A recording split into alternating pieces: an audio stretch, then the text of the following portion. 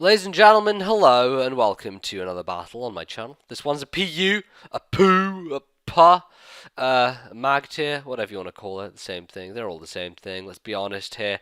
Let's not be around the bush, and I haven't really watched this one back, so I'm going into it a little bit blind. All I remember, dude had a Magnemite that was the most annoying thing ever. Like, legit very annoying, so we'll see how that goes. Anyway, he's going to lead off with Tentacruel.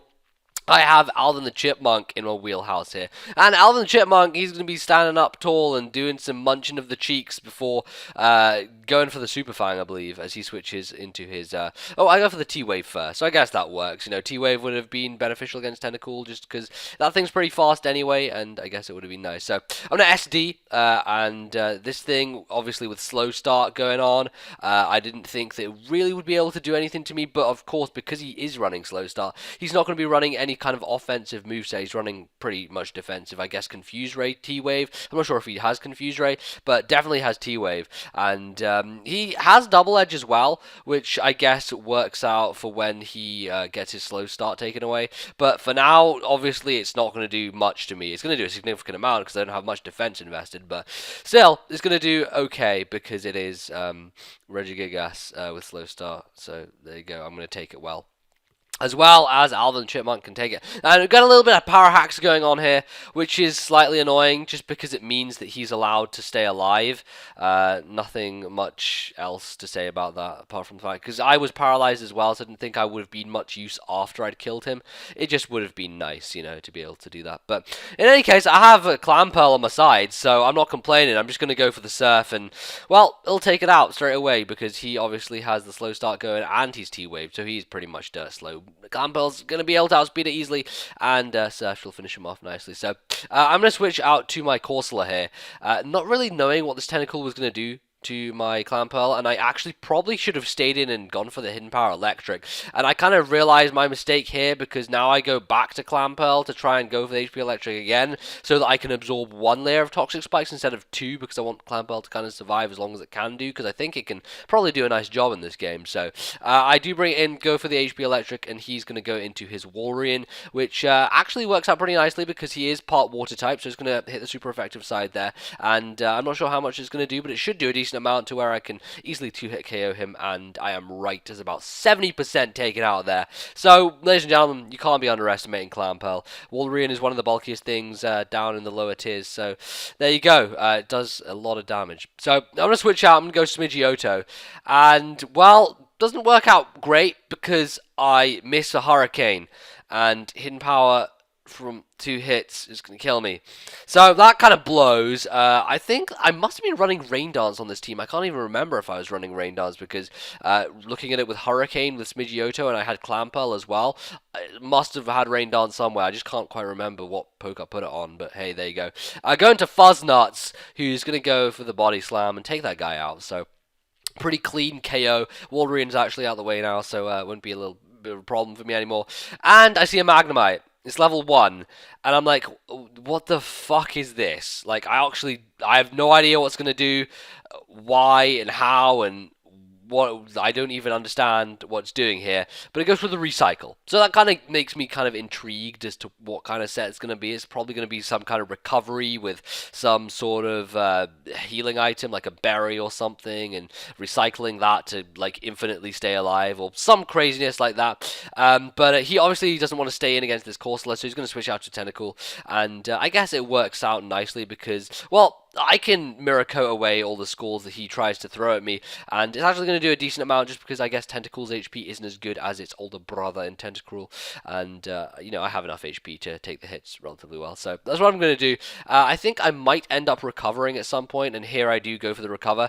The annoying thing with Corsola here, obviously being in, is that I have 2 layers of poison spikes on the field when I brought it in, or he had 2 layers on my side, so I got fully poisoned, which is slightly frustrating. It means I'm going to have to continuously switch out to get Regenerator going, because that's how I kind of get my health back in the situation with Corsola and Tentacle going on. So that's basically the game plan. Unfortunately, like if he'd done like 2 more damage to me or something with that Scald, I would have been able to take him out because he lives like on a tiny amount.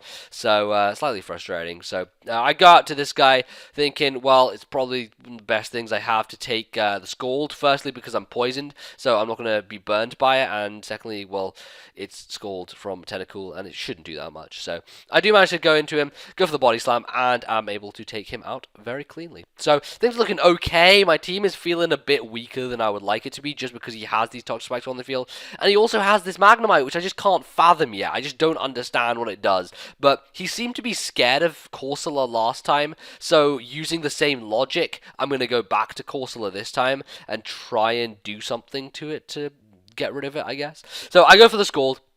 I'm guessing he's going to have a Focus Sash or something, but then I realize, oh wait a second, Magnemite has Sturdy, so that works into his favor. He gets the Berry Juice back up to full, and he can recycle.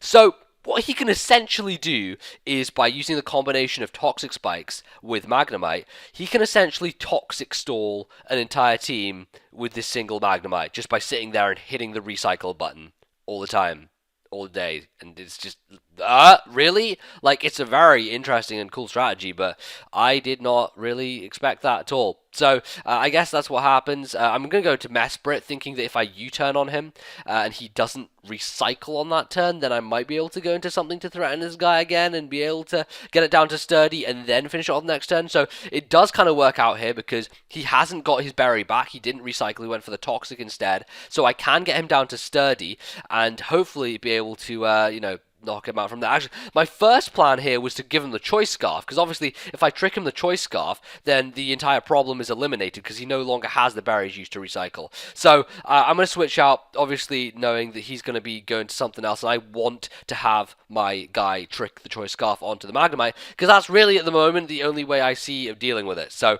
I go back into Corsola, and I'm not really sure what this Wormadam is going to do, what kind of thing it is, but he does an ability swap thing, which won't really matter in the long run, because I'll get my ability back after I switch out and in again. So I go for the Scald, and I guess it's a ground type one, because it's super effective, and it kind of looks ground to me. So there you go. Scald is going to do a nice amount. Don't get the burn, but hey, when do I ever get the burn on Scald? It's how it goes. It's the way of life with Scald. It just doesn't do what you want it to, when you want it to. So he's going to sub, and I guess, this kind of fits into his team, really, because, sub-stalling alongside Toxic Spikes on the side makes a little bit of sense, and seems to prove worthy to his cause. So we'll go with that, I guess, and see what else is up his arsenal. But it doesn't look like this thing's going to be too threatening to me. I can pretty much easily get rid of it with continuous uses of Scald, and his Earthquake probably won't do that much, just because, well, I don't know, actually. It is Stab, so it does do a significant amount, but probably not as much as I guess a bit more than I thought it did. So hey, maybe I'm talking out my ass here, because I actually did a decent amount, considering the Coulter is a pretty bulky guy. So unfortunately, at that point, Earthquake plus Poison plus general things wearing me down was far too much. Corsola's out the picture, which is a little bit annoying, just because it means that I can't really do too much against like this Darumaka thing with it, so I have to go to this Mesprit instead and see what I can do about it otherwise. So I rained up. There we go. There's the guy with the Rain Dance. I should have got that out of the box earlier, because it would have been useful for Clan Pearl, I guess. But I am going to U-turn just to obviously bring him to Sturdy. He's not going to be able to get the Berry Juice back, I guess, unless he recycles on this turn, and I'm guessing that's what he's going to do, because it makes sense to go for it, and he doesn't, so he ends up Toxicking as I switch into my Clan Pearl here. Nothing he can really do at this point, because even if he recycles, he's not going to get the berry back again. So I can pretty much just click Surf until he runs out of Protects, or if he just stops being lucky with them, and I can take him out. So finally get rid of the Magnemite. But my god, that was interesting. It was something I'd never seen before, and it was a very cool strategy. So I'll give him that much for free, as always, for free. Nothing here you have to pay for, man. It's all free. Don't worry about it. So go into my Mesprit now, I guess, as pseudo death fodder, but also just to find out what he's going to lock himself into, because he looks like he's going to be choiced in some way. Scarf, probably. Maybe Banded, because it actually did quite a lot of damage, I guess. So, I am a Scarf Fuzznuts, so I'm hoping a Body Slam plus Stab and everything should be able to take him out. It doesn't, because he gets paralyzed and gets fully paralyzed. And I think that this guy was my last guy, so I pretty much just got very hacksy at the end and managed to pull it out of the bag, because I think that was actually a 1-0 there. Very close game. But I guess that's what happens. You know, hacks happens, man. Nothing you can do about it. And it takes us at the worst of moments and at the best. So there you go. I guess if you guys enjoyed this one, you can check out my channel. As always, I do this on a regular basis, semi-regular to regular to very regular to whenever, really. So you can click the subscribe button if you've never seen one of my videos and you enjoyed this one. That'll notify you when I upload. And otherwise, you can click the like button. That also helps me out immensely. Also lets me know if you enjoyed the video. So that would be helpful too. I'll see you guys next time. Goodbye.